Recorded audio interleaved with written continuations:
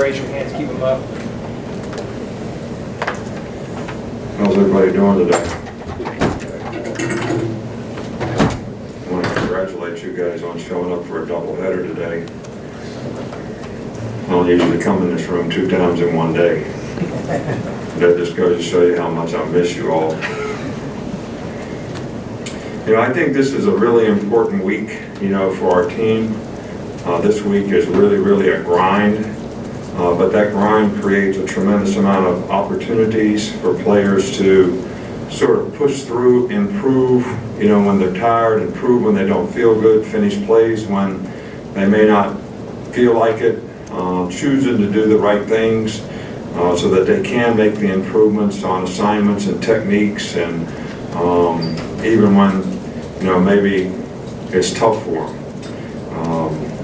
But you want to keep a positive attitude. When things don't go well, sometimes you don't want to think about the bad stuff. You kind of do what you ponder. So if you think negative, you know, that's how it comes out. If you can stay positive, you can stay focused on the things you need to do to improve. And I think the challenge for every player is to have a sense of urgency, you know, no distractions, not how hot, not how I feel, not something happening outside this building, and take ownership and make no excuses for the accountability that they have to do a job. So, you know, there's not an area of our team or a player on our team who can't stand to improve, whether it's their assignments, their technique, mental errors, ability to sustain and finish for a full practice. So that has been the challenge and what we've tried to push the players through, you know, this week. We've done a lot of situational stuff this week, you know, to end practice just about every day to try to expose the players to a lot of things that could happen, you know, during the season, whether it's get the ball back 2 minutes, whatever the situation might be. So this scrimmage this week, I think the biggest difference is try to make it a little more game-like for a significant amount of time with substitutions, special teams, try to get the flow of the game so the players get that. We actually used the press box organization last week with the new staff. Didn't seem to have any issues or problems with that, but we always do that for this scrimmage, so that'll be something else that we do to make sure we get the game administration right. You know, we have a lot of guys that are, you know, nicked up, missing a day's practice here, day's practice there, black jersey for a couple days. But, you know, the only guy, Najee Harris, who has a cast on his foot because he has a minor foot injury that, you know, our medical staff here felt like, you know, totally staying off of it for a week would be very helpful. When he comes out of that and start rehab, he'll be day to day. But this is not a long-term issue that we think is going to be a significant problem for him, even to be ready for the first game. Coach, we'll start over here on the right with Ben. We're happy to see you again as well, Coach. I doubt it. New kicker and new punter this fall, obviously. What kind of progress have you seen from those guys in camp? Well, we've got really good kick, you know, competition in the kicking game, which I think is very good, and both guys have done very well. It's a very close competition. I think the combination of those two guys could be very effective for us in some way, shape, or form. We haven't decided that yet. You know, Skylar has been more consistent, but that's also the challenge that we have for him to continue and get more and more consistency. When he hits the ball, he hits it fantastic, and most of it with most punters, it's confidence in the drop, and you know, that's what we're really working on with him. But his operation time and all that has been really good. We just got to get him a little more consistent in direction kicking and putting the ball where we'd like for it to be. Coach, back in the middle to Michael. Yeah, just wondering how much input do you have in the planning of the renovation to Bryant Stadium? Any details you had any input in? Not really. You know, I mean, I think it goes the other way a little more. You know, we have a lot of good people here. We hire a lot of good people who can give us a lot of good information about how to fix issues and problems. And I think those people do the research, they do the planning, then they come and ask me, Do I think that's a good thing, bad thing? Is there something else we could do better? And, you know, I've never been one to, you know, I draw stuff on a piece of paper, and then you all figure it out. I mean, I drew our lake house on a napkin.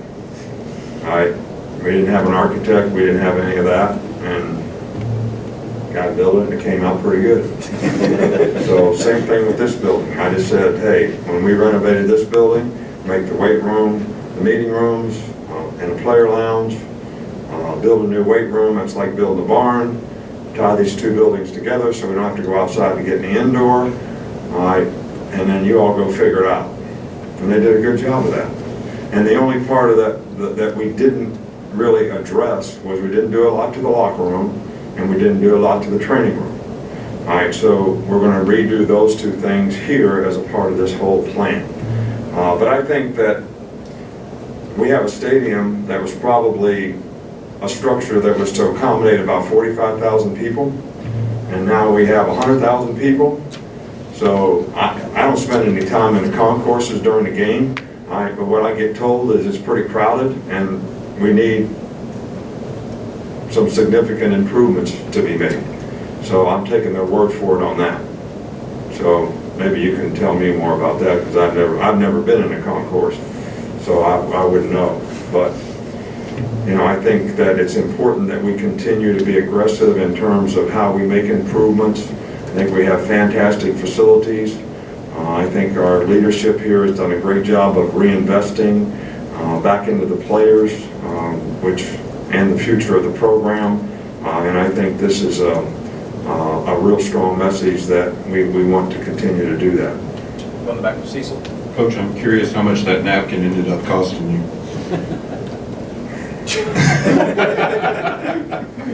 About twice as much as I thought. But I've kind of grown, you know, when Miss Terry gets involved, if we can do it for twice as much, I feel like it's a bargain. Because she has some very interesting ways to calculate. If you give her a budget and she actually saves, like get something on sale, that savings doesn't get passed along to me, it gets added to the budget. So it's like, I did you a favor, so I'm adding this on to buy something else. So she's pretty expert in her techniques of how to get the most. And football-wise, what do you look for in a second scrimmage, and what's the difference in that and the first scrimmage? Well, I think the thing that I mentioned is make it more game-like. You know, let the players play. I mean, we need to go out there and see. We got a lot of young guys, especially on defense. We got to see who's got the maturity to be able to go out there and execute and do things when, you know, nobody's telling them what to do. You know, I think we have a lot of players on our team that have been in game situations before and been effective and have experience, and I think that it's important for those guys to do it only because it gets them ready to play the first game. It's a part of the preparation, it's a part of the process. But for a lot of younger guys, it's a big step, right, to what do I have to be able to do and understand what it takes to be able to play on a consistent basis. And I think that's the most important thing that we get out of this. And we're always evaluating, you know, what kind of football player. You know, has a guy got toughness? Has he got mental toughness? When does he give in? How many mental errors does he make? Can he be responsible and do his job out there on a consistent basis? Will the guy give effort? Will he finish plays? What's football mean to him? And then what's it take for him to break? You know, when does he just can't go anymore? You know, all these things are more mindset and mental than they are physical. And that's where the opportunity that being in the circumstance we're in right now, you know, goes a long way to show which players can and can't do that. So, you know, we're evaluating lots of different positions, and in some cases it's for backup players, in some cases it's still for who should start. Stay over here with Charlie.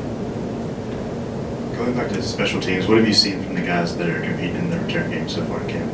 Oh, we're good. I've been very, very pleased. I think Jeff Bank has been a great addition for us in terms of knowledge and experience and coaching the players, and the players have responded really well to him. I think we have more experienced guys in those positions, so I'm hopeful that that's going to be a real asset for our team. Far side with John Zener. How has the secondary kind of collectively progressed? And is there somebody who's emerging or has emerged as an alpha back there? Well, we got a lot of work to do there. I mean, we got to continue to work, and